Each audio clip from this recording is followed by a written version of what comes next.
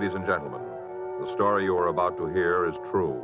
The names have been changed to protect the innocent. Dragnet is brought to you by Chesterfield, made by Liggett & Myers, first major tobacco company to bring you a complete line of quality cigarettes.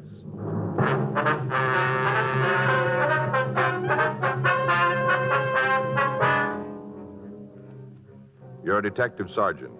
You're assigned to Bunko Fugitive Detail. A confidence man has set up operations in your city. The product he's selling has a ready market. Perfect cut blue-white diamonds. Your job? Stop him.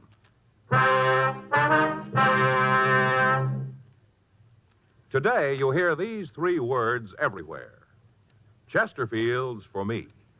The cigarette tested and approved by 30 years of scientific tobacco research.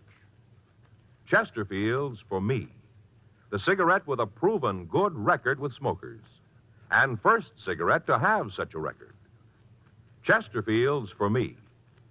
Chesterfield gives you proof of highest quality, low nicotine. The taste you want, the mildness you want. The Chesterfield you smoke today is the best cigarette ever made. And best for you.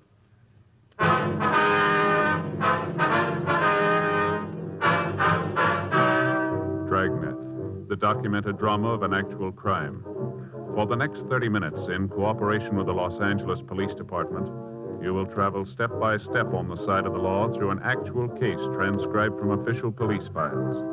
From beginning to end, from crime to punishment, Dragnet is the story of your police force in action. It was Tuesday, November 9th. It was warm in Los Angeles. We were working the day watch out of Bunko Fugitive Detail. My partner's Frank Smith. The boss is Captain Didion. My name's Friday. I was on my way back from the record division, and it was 11:40 a.m. when I got to room 38. Bunko Detail. Did it check out? Yeah, there's 3 possibles. Descriptions don't match too well. We'll have to check them all out, I guess. Uh-huh. Zabetta was just in, said he'd give us a hand. That's good. Should we get on it? Yeah. Any calls? No, let's go. I got it. Bunko Fugitive, Friday. Yeah. Yes, ma'am. Well, I'm not sure. No, the officer that handled the case isn't here right now. I wonder if I could take a message. Yes, ma'am. He'll call you when he gets in. All right, uh-huh. Yes, all right. If you'll wait just a minute, I'll transfer it just a minute. Hold on, please. Would you give this call to 2949, please? Thank you. Oh, excuse me. Yes, sir. This the fraud department? Was Bunko Fugitive? Yes, sir. Then I guess this is what I want. I'd like to report a swindle. All right, sir. I'll check with Zabetta, Joe. You can go to work on this list. Right. I'll be right back. Okay. You want to come in, sir? Sit down right here if you like. Okay. Well, where'd be the best place to start? Would you like to give us your name, sir? It's Harold Filson. That's with an F. F-I-L-S-O-N, Filson. Yes, sir. What I want to tell you about happened to a friend of mine. All right. He's a little too embarrassed to come in himself, so I said I'd tell you about it. It's a terrible thing. Should be stopped. All right, sir. We'll do what we can. You want to tell us what it's all about? Well, this friend of mine was in the bank one day. He'd gone in to make a withdrawal, a couple of $100. I see. On the way out of the place, this kind of seedy-looking man came up to my friend and started to talk. Did your friend know the man? Never saw him before in his life. All right, sir. Go ahead. Well, this little guy said he had a business proposition to put to my friend. Said they could both make a lot of money out of it. Mm-hmm. The little guy suggested that the both of them walk down the street to a little coffee stand that's there and have a cup of coffee. My friend didn't see anything wrong with that, so they did. That's where the little guy told the story. What was that, sir? Oh, about how he was a DP, a displaced person. Mm-hmm. Said he'd come over from Belgium. Big story about how he just managed to get out of Germany with his life. Really laid it on thick, real thick. Uh-huh. That's when he pulled the snapper. Said that he'd gotten into the country illegally, that he didn't have any papers, and that's why he came to my friend. I see. Go ahead. And see, this little guy reached into his pocket, took out a couple of pieces of folded paper. He undid them, and there were 4 diamonds. Most beautiful thing you ever saw. Mm-hmm. Fellow went on to say that since he was in the country without a passport, he couldn't take the chance of trying to sell the diamonds, said he might be picked up. So he wanted to sell the stones to my friend. Said he wouldn't have any trouble getting rid of them. Well, how much did he want for them, do you know? Said he'd sell a lot for $13,000. It's quite a bit, isn't it? Yeah, especially when this friend of mine doesn't know anything about diamonds. All right, sir. Do you want to go ahead? Well, the little guy said my friend could take the stones to any jeweler and have them appraised. Said he'd go along with whatever the jeweler said. And that's what your friend did, then? Yeah. Went to one of the best jewelry stores in the city. Took the stones with him and had the jeweler look at them. Now, this little man, did he go into the store with your friend? No, he said he'd wait outside. Uh-huh. Well, jeweler looked at the stones and said they were worth $15,000. That's wholesale. $15,000. So your friend bought the diamonds, did he? Yes. He offered the owner $10,000 cash for them. The little guy wouldn't go for the deal, so he took the diamonds back. They hemmed and hawed around for a couple of minutes, and then he said he'd sell. So both of them went to my friend's bank, got the money, and the deal was set. Little man reached into his pocket, took out the package, handed over the diamonds for the $10,000. Mm-hmm. Then my friend tried to sell them. He went back to the same jeweler. And that's when he found out. Yeah? They weren't the same stones. My friend had gotten a different packet. Instead of diamonds, he bought 4 zircons, worth $25, $30 apiece. $10,000 for $120 worth of cut glass.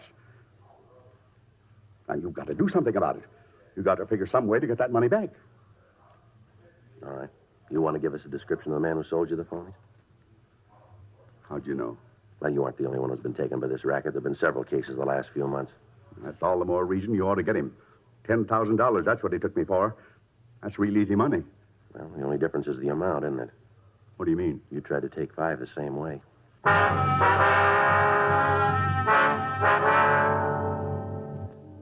Frank came back to the office, and I filled him in on the story Harold Filson had given me. The victim gave us a complete statement and a description of the man who'd victimized him. He also gave us the address of the bank where he'd been approached.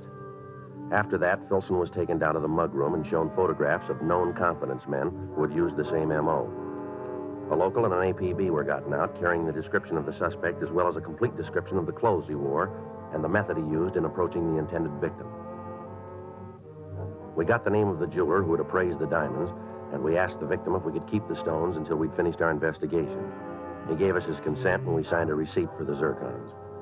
1:46 p.m., Frank and I drove out to the Hollywood area where we talked to Saul Maurice, the owner of the jewelry store.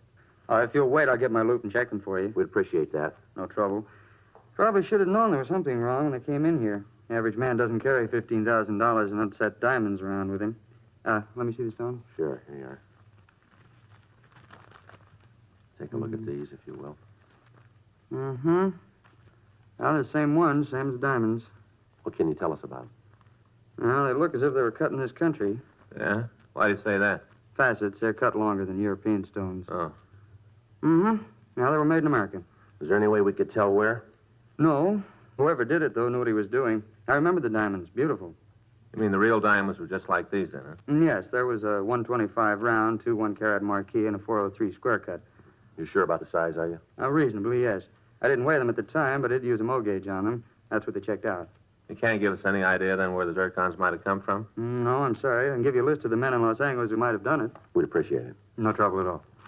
You want to take these with you? Yes, sir. Say, I don't understand. Why would a legitimate diamond cutter make these imitations? Well, if a person ordered them copied, there'd be no reason not to.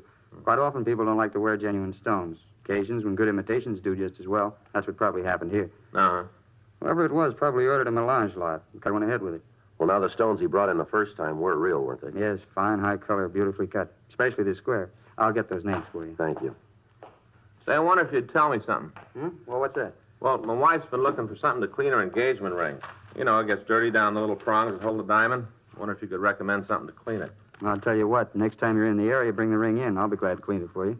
Well, the problem there is she doesn't want to take it off, I guess. I don't think she'd go for me taking it all day. Well, I'll tell her to take it into the jeweler in the neighborhood. He'll be glad to do it. Thanks, sure appreciate it. No trouble at all. Now, here's the list. Thank you.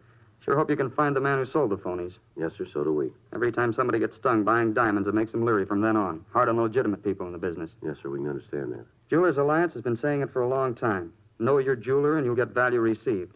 A guy like this makes it twice as rough on honest men. Well, that's the way it is most of the time. Always seems like the honest ones get hurt. Well, maybe not always. What? We hope it's going to work the other way this time.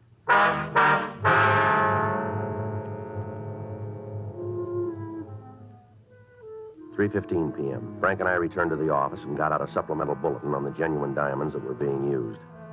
We checked with Captain Didion, and he assigned 2 more officers to help us in checking out the list of diamond cutters in the area.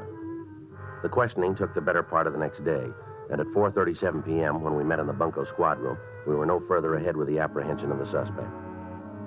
During the week that followed, we continued to talk to the lapidaries in the Southland area, but they were unable to give us any leads as to who might have made the copies. On Monday, November 22nd, we received another complaint. An elderly woman who identified herself as Mrs. Myra Hacken told us that she'd been swindled out of $12,000. The story she gave us was almost identical with the one we'd gotten from Harold Filson. The description of the suspect was the same. Frank and I talked to the jeweler that had made the appraisal on the stones for her. He was unable to give us any concrete information. However, the zircons purchased by Mrs. Hacken were identical with those bought by the first victim, Filson. 2 more weeks passed, and in that time, the confidence man hit 2 more citizens. The method of approach was the same. The story he gave the victims was the same. Nothing in the story was new. The search for him went on. On Wednesday, December 1st, Captain Didion called a meeting in his office. Come in. Sit down. Right. Thanks. Well, what's it about, Skipper? You know what it is. Where are you on it? Oh, the diamond switch, huh? That's it. Going slow, Captain. Well, what's the score to date? About $45,000, isn't it? Yeah. You're no closer to the guy than when he started. Well, we got a description. We can't book that. We're doing everything we can, Captain. We talked to all the victims, all the people in town who might know who he is. There isn't a rumble. He must be playing it single. None of the usual sources know anything. How about the money? Anybody spending more than they can account for? No, not that we've been able to turn. Stats office? Well, they've given us a list of possibles, 14 of them. They've all been checked out, none of them fit. What about the Jewelers Association? What do they got for you? Well, they're doing all they can. They put out a notice to all their members to be on the lookout for the guy. Sent out a description to all the diamond cutters asking for information on the stones. Mm-hmm. We've had a composite drawing made of the suspect, M.O. sheet. It's been sent to all the banks in the area. Nothing back on it, though. Well, what's the answer? Got to be some way of nailing him. Well, we got an idea. The odds are on the long side, I guess, but it's about the only way that we can think of. Let's hear it. Well, we know that the guys work in the Hollywood area pretty heavy. Seems that most of the marks he picks are out there. They do business in those banks along the boulevard. Mm-hmm. We thought that if we could spot a couple of undercover people in the banks and make it look like they were doing business there, they might be approached. You meant it when you said the odds were long. How many people do you figure you're going to need for this? Well, we figure a minimum of a half a dozen. They all should be middle-aged or elderly. Suspect doesn't seem to bother anybody under 40. How about keeping in touch with the undercover people? How you figure to work that? Well, we thought we could cruise the area, work out some kind of a check system so we'd know what was going on. Mm-hmm.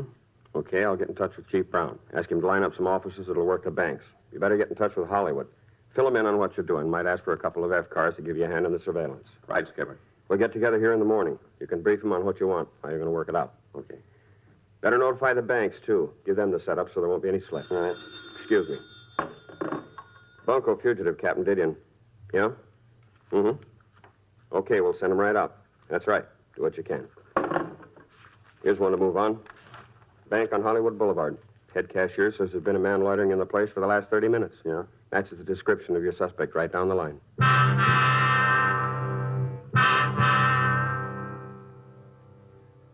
The man had been detained until we got there. We were told that the suspect had entered the bank at approximately 11:40 a.m. and that he'd been observed by the bank guard.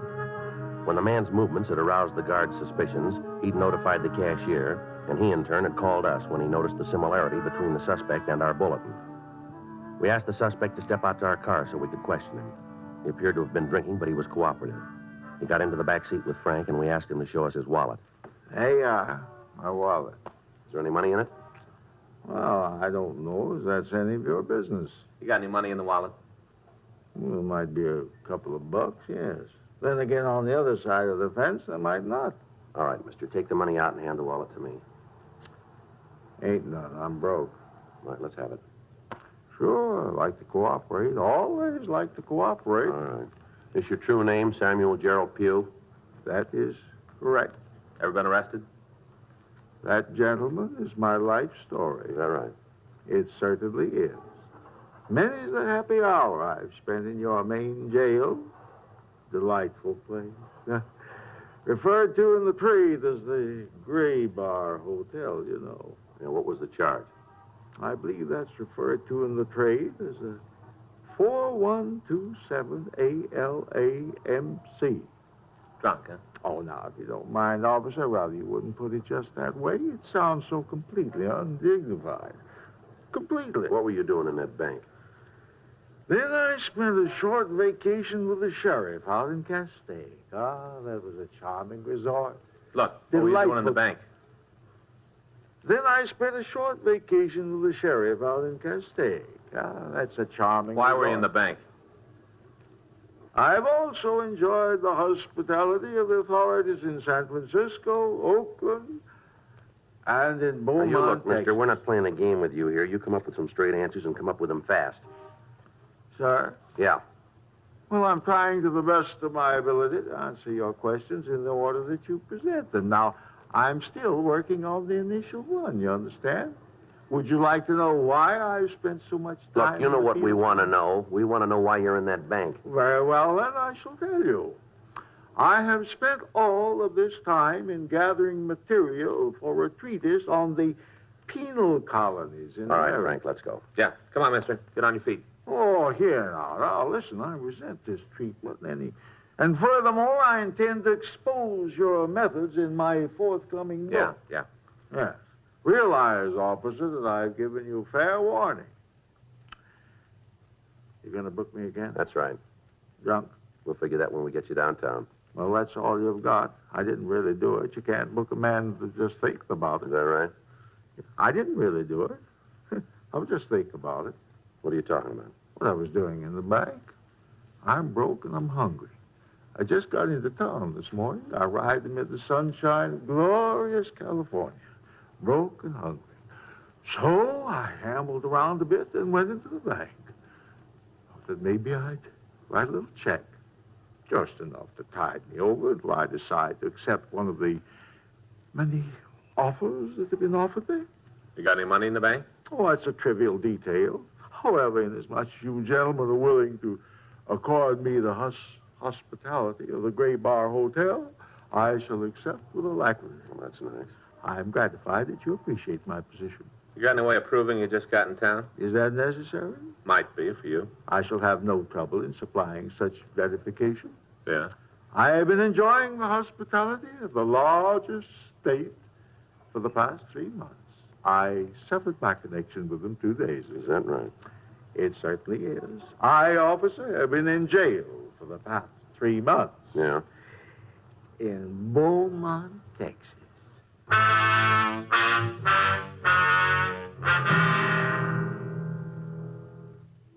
The suspect was taken to the city hall and held for further investigation. Teletypes were sent to the authorities in Texas, and they verified the story that we'd gotten. The suspect was booked in violation of 4127A LAMC. The following morning, Frank and I, along with Captain Didion, briefed the police officers chosen by Chief Brown. We told them the suspect's M.O. We gave each of them copies of the composite drawing that had been made. At 10:30 that morning, the plan was put into operation. It continued through the weekend without results. During that time, we received no new complaints regarding the confidence man. Wednesday, December 8th, Frank and I checked into the office. I want to call Faye. Tell her what time I'll be home. Okay. You want to check the book while you're there? Yeah. I got it. Bunko Fugitive, Friday. Yeah. Okay, where? Yeah, we know where that is. Right. See you there. Guess you'll have to call Faye later. What do you mean? Suspect. Yeah? He's setting up a mark in a coffee shop out on Hollywood Boulevard right now.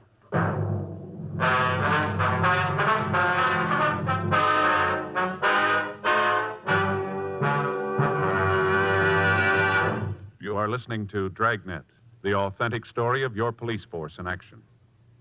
Meet the Tom Harmons. You know Tom is an All-American, and now a top sports announcer. Mrs. Harmon is the motion picture and television star Elise Knox. They're typical of people everywhere who are saying, Chesterfields for me. I like regular-sized Chesterfields. Have for years. They're best for me, at least I think so, because of that Chesterfield quality. That's the way I feel about them, too. I've always smoked Chesterfields. Now I go for the king size. Guess I like a longer smoke. So whether you smoke regular size like Elise Knox or king size like Tom Harmon, enjoy America's most popular two-way cigarette. Chesterfields for me. You hear it everywhere. The Chesterfield you smoke today is the best cigarette ever made. And best for you.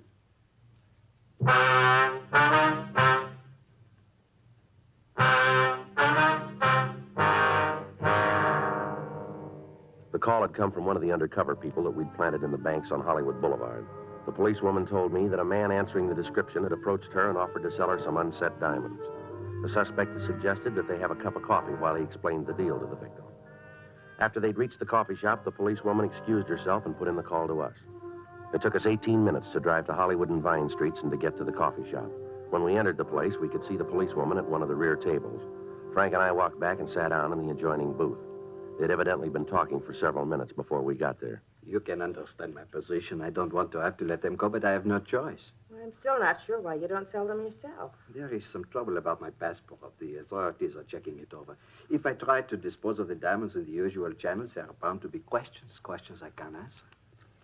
I'm not sure I want to be mixed up in a thing like this. I've never had any trouble with the law. My husband would be pretty angry if he knew about this. But there will be no trouble. None. The reason I decided to even bother you with this is that I have seen you several times in the bank.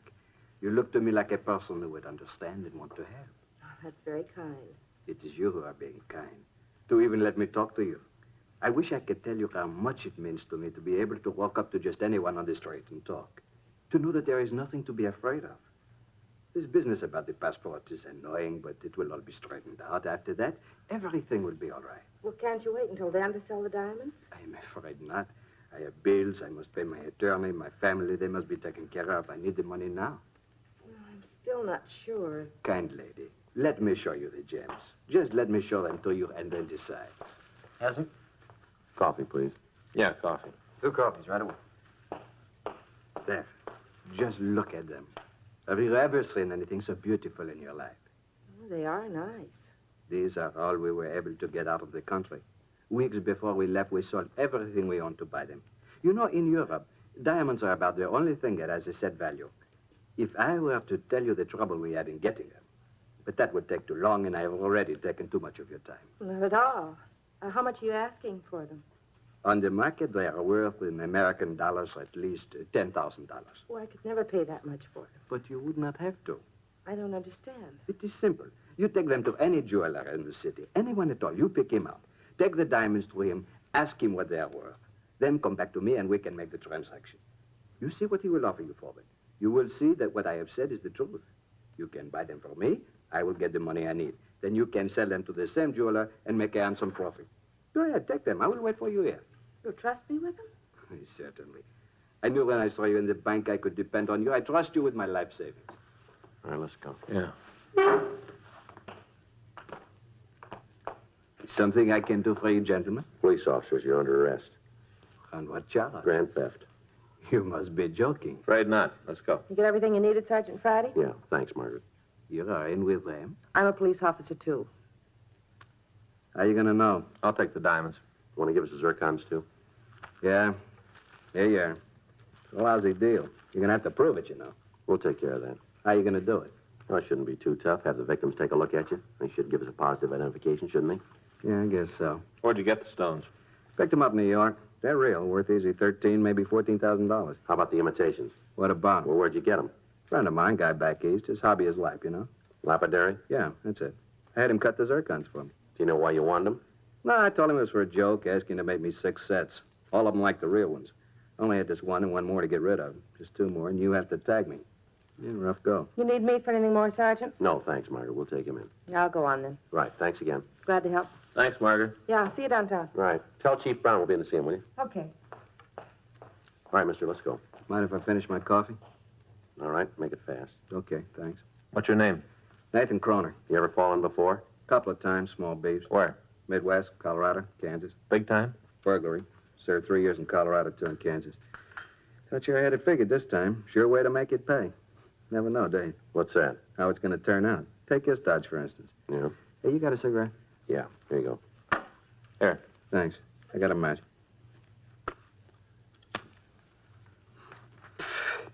You know, this would never work if you tried it with honest people. Is that right? Sure. Right off, I told him I was having trouble with my passport. Even told one of them I was in the country illegally. That's when he should have gone to the cops right then. Mm-hmm. Gonna miss that. What's that? The coffee. Gonna miss it. Anyway, if every one of them didn't have a little thievery in them, isn't a con game in the world it'd work. You ever think of that? Yeah, once in a while. I hand over a bunch of diamonds. Now, I know they're worth a minimum of $15,000. Worth that anywhere in the country. Mm-hmm. So what happens? The mark takes them into a jeweler and finds out they're worth that much, and right away he's out to try to make a fast buck for himself. He comes back, tells me they're only good for $10,000. You see? Thieves. Mm-hmm. You about finished with that coffee? Yeah. Now, the mark stands to make himself a couple of $1,000 going in, but that isn't enough. He's going to take me for more. It wouldn't work if they weren't thieves at heart. Well, that still doesn't give you the right to take them. I suppose not. I get a real kick, though, out of figuring what they look like when they find out they're stuck with a handful of cut glass. Must be real yaks to see that luck. And how about that coffee? Come on, let's go. Yeah. Okay, I'm with you. All right. You pull this Dodge anyplace else in the country? Not me. There's the first place. Figured if I scored good here, I could take it easy. You know, work a bit, maybe once a year in a different city. Keep moving. Don't make any difference how they talk or what kind of clothes they wear. A mark's still a mark. I just had a bad deal. Gone good, I could have lived off of it for years. That's what you wanted, huh? Yeah, just a deal to keep me in clothes and food. Roof over my head, nothing big. Well, it all worked out then, didn't it? What? That's what you're going to get. Come on.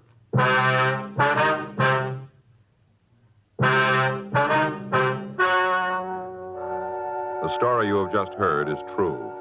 The names were changed to protect the innocent. On April 15th, trial was held in Department 98, Superior Court of the State of California, in and for the County of Los Angeles. In a moment, the results of that trial. Now, here is our star, Jack Webb. Thank you, George Fenneman. You know, the Chesterfield you smoked today is the best cigarette ever made, and best for you. Now, that's a fact. And to my way of thinking, it's the very reason for you to change to Chesterfield. Try 'em either way, regular or king size.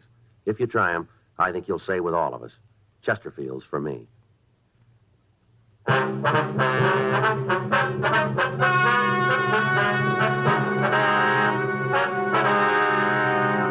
Nathan Austin Kroner was tried and found guilty on 4 counts of grand theft and received punishment as prescribed by law. Grand theft is punishable by imprisonment for a period of not more than 1 year in the county jail, or for a period of not less than 1 nor more than 10 years in the state penitentiary. Ladies and gentlemen, crime has reached a new high. Over 2 million major crimes were committed last year in the United States. You and your loved ones, your lives and property are threatened. Now, during National Crime Prevention Week, the National Exchange Clubs urge you to act to protect yourself and your country. Go to church this Sunday and every Sunday. The nation needs the great moral vitality which springs from church-going men and women. And remember to be alert and be on the lookout for ways to prevent crime. Help your police force and your community reduce the crime rate.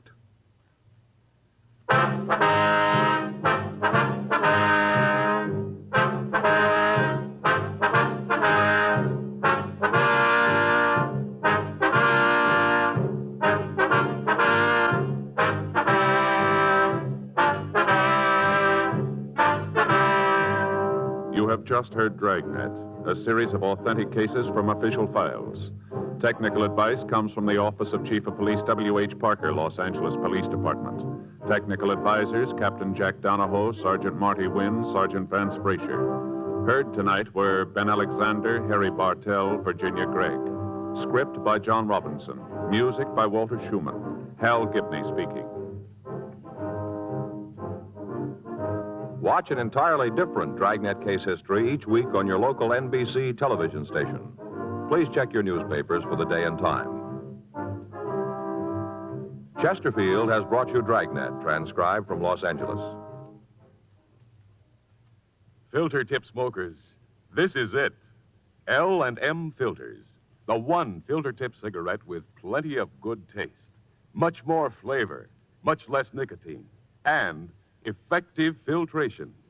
Only the L&M filter contains the miracle product alpha cellulose, absolutely pure, non-mineral, harmless to health. Yes, this is it.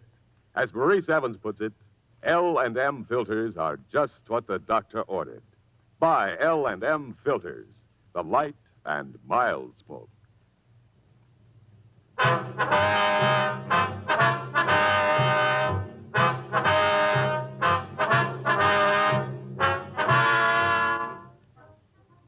Hear Rocky Fortune following John Cameron Swayze and the news on the NBC Radio Network.